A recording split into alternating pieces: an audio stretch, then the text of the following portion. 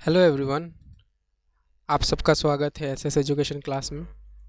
आज हम लोग इम्पोर्टेंट आसाम हिस्ट्री का पार्ट 6 करने जा रहे हैं। आशा करता हूँ आप लोग ने पार्ट 5 तक देख लिया होगा और पेशेंस रख के देखा होगा, क्योंकि देखिए हम लोग डायरेक्टली ऐसा आशा नहीं कर सकते कि हम लोग क्वेश्चन आंसर सीखेंगे और आंसर हो जाएगा, क्योंकि इसीलिए डिटेल्ड इन्फॉर्मेशन उसके बारे में जानने के बाद क्वेश्चन आंसर करने में अलग ही मज़ा है, वो ज़्यादा ईजी हो जाता है। जिसकी वजह से मैं इतना डिस्कस करके आ रहा हूँ। डायरेक्टली क्वेश्चन पढ़ेंगे, आंसर क्वेश्चन लिखेंगे, क्वेश्चन के आंसर लिखेंगे, ये सीखने में बहुत ज़्यादा हार्ड होता है, टफ होता है। पर अगर हम लोग उसको क्रोनोलॉजिकल ऑर्डर में याद रखें कि इसके बाद हाँ ऐसा हुआ था, ऐसा हुआ था, हाँ, तो हम लोग को पता होगा कि हम लोग गलती कर रहे हैं कि नहीं कर रहे हैं। अगर गलती कर भी रहे तो हम लोग को पता हो जाएगा कि नहीं, इस टाइम में तो ऐसा नहीं हुआ था, तो कैसे ये आंसर हो सकता है। तो हम लोग का एक एक जो इंट्यूशन है वो क्रिएट हो जाता है कि हम लोग नहीं, कुछ गलती कर रहे हैं। तो अगर गलती कर भी रहे हैं तो हम लोग को पता चल जाएगा, और अगर हम लोग को सही चीज़ भी पता होता है कि नहीं, इसके पीछे का बैकग्राउंड हिस्ट्री क्या है। इसी को हम लोग आगे बढ़ाते हुए आज हम लोग पार्ट 6 को शुरुआत करते हैं। आशा करता हूँ आप सबको पसंद आए, और लाइक बटन पे आप लोग प्रेस कर देना अगर आपको पसंद आएगा तो, और कमेंट कर देना आपको कैसा लगा। चलिए आज का क्लास शुरू करते हैं। सबसे पहला है जो हम लोग कंटिन्यू करते हैं कि inscription of Assam history. Assam history का मैंने कुछ कुछ इंस्क्रिप्शंस दे दिया था, 11 इस इंस्क्रिप्शंस के नाम दिए थे, वो सब बहुत ही ज़रूरी है, तो आप लोग उसको भी सीख लेना। तो हम लोग उसका साइज़ के बारे में आज पढ़ेंगे, material and size of the inscription, कि वो इंस्क्रिप्शन जो बनते थे वो किस मटेरियल के बनते थे और कैसा उनका साइज़ होता था। Generally 4 types of materials, copper plate हो या स्टोन हो। आपने सुना होगा stone inscription, copper plate inscription उस दिन जो मैंने लिखाया था उसमें था burnt clay, bronze, burnt clay या फिर bronze were used for engraving inscription. और इन सब मटेरियल्स का यूज़ किया जाता था इंस्क्रिप्शन को लिखने के लिए।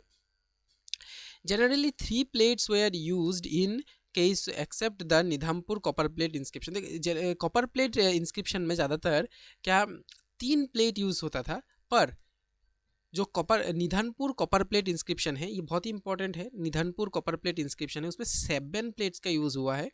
And the Dubi copper plate inscription में 6 प्लेट्स का यूज़ हुआ है। एंड आसाम प्लेट में 5 प्लेट्स का यूज़ हुआ है। तो ये भी याद रखना। इसमें आप लोगों को पूछ सकते हैं कि अगर जनरली किस में कितना होता है, और निधनपुर में कितना हुआ है, या फिर दुबी कॉपर प्लेट में कितना हुआ है, ये सब एक्सेप्शन है ना, तो एक्सेप्शन में हम लोग को ज़्यादा याद रखना पड़ता है।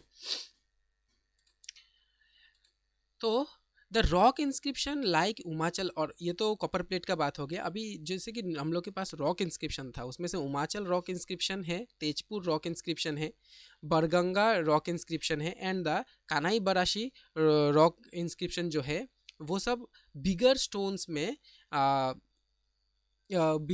में लिखा गया था। एंड द नागाजारी कनिकार गांव, और इसमें भी बिगर स्टोन्स का यूज़ हुआ है। पर स्टोन इंस्क्रिप्शन जैसे कि देवपानी विष्णु इमेज इंस्क्रिप्शन है। हरिहर स्टोन इमेज, जिसके बारे में हम लोग ने लास्ट क्लास में डिस्कस किया था, हरिहर स्टोन इमेज इंस्क्रिप्शन है। Krishna Durga stone image inscription है।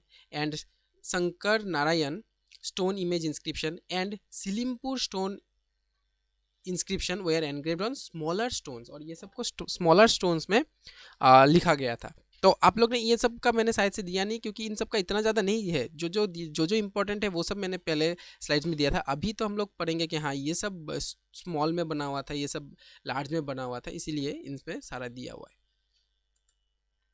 नेक्स्ट जो है वो है the size of the copper plates vary from one another. The biggest one is Kaliabor copper plate inscription of Banamala Burman देवा। तो कालियाबोर कॉपर प्लेट इंस्क्रिप्शन जो है ये सबसे बड़ा हुआ करता था। अगर आप लोग इधर देखें तो ये निधनपुर भी है, निधनपुर है जो 7 प्लेट्स का बना हुआ है, और सबसे बड़ा जो कॉपर प्लेट इंस्क्रिप्शन है वो है कालियाबोर। आप लोग को इधर दिखाई देगा। आप लोगों का क्वेश्चन ये बन सकता है, छोटा स्मॉल क्वेश्चन बन सकता है कि स्मॉल क्वेश्चन क्या, हम लोग को तो स्मॉल क्वेश्चन ही पूछा जाता है। तो biggest one is the Kaliabor copper plate inscription of बना मला बर्मन देवा। उसमें 7 प्लेट्स का यूज़ हुआ है, पर हो सकता है वो बिगेस्ट ना हो। ये कालियाबोर कॉपर प्लेट इंस्क्रिप्शन जो है वो बिगेस्ट है।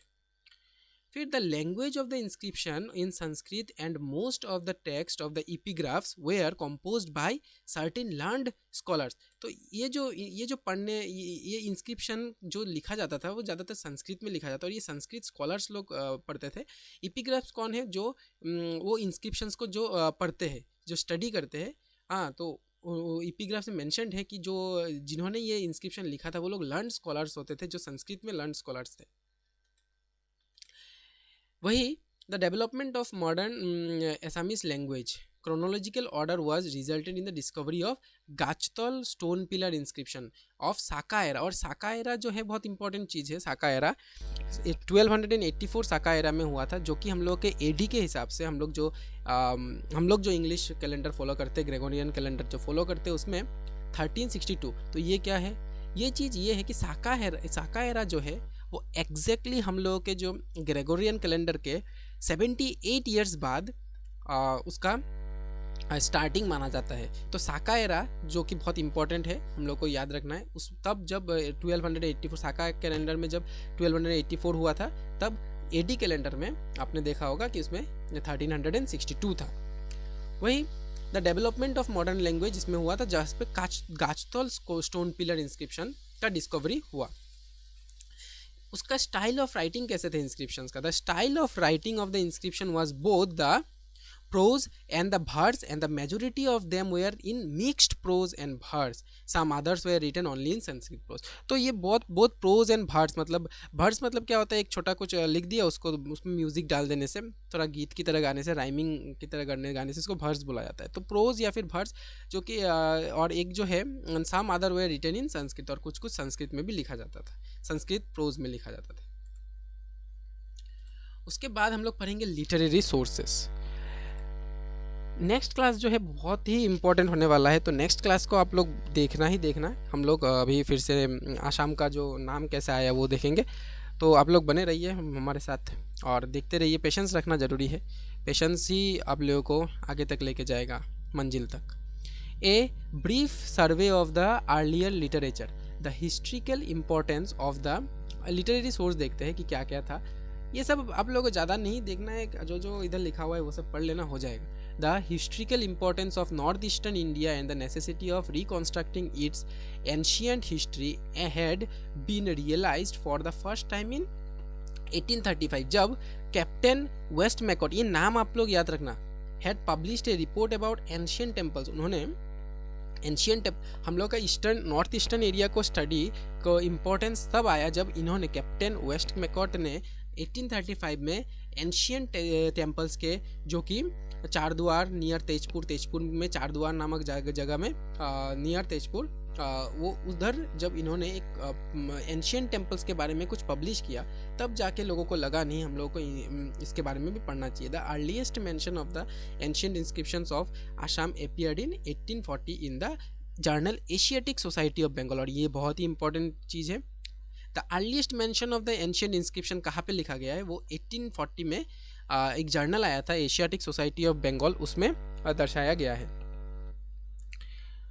फिर हम लोग पढ़ते हैं आगे द कामरूपा अनुसंधान समिति। ये भी बहुत ही इंपॉर्टेंट एक समिति है, आप लोगों को याद रखना ही है, आसाम रिलेटेड है, बहुत इंपॉर्टेंट हो जाता है। Kamarupa Anusandhan Samiti brought to the light the Nidhanpur copper plate of Bhaskar Barman found at Sylhet. इधर सिलहेट में सिलहेट मतलब हम लोग का जो बांग्लादेश का सामने एक जगह है, ये जो जगह है इधर, तो सिलहेट में the Kamarupa Anusandhan Samiti brought to the light the Nidhanpur copper plate inscription भाई भास्कर बर्मन ने निधरपुर कॉपर प्लेट इंस्क्रिप्शन लिखा था। ये सब मैंने आप लोगों को लास्ट के क्लास में बता दिया था, लेक्चर नंबर 5 में, कि क्या क्या था, किसके रेन में कौन सा इंस्क्रिप्शन आया था, तो वो सब आप लोग थोड़ा ध्यान से देखना।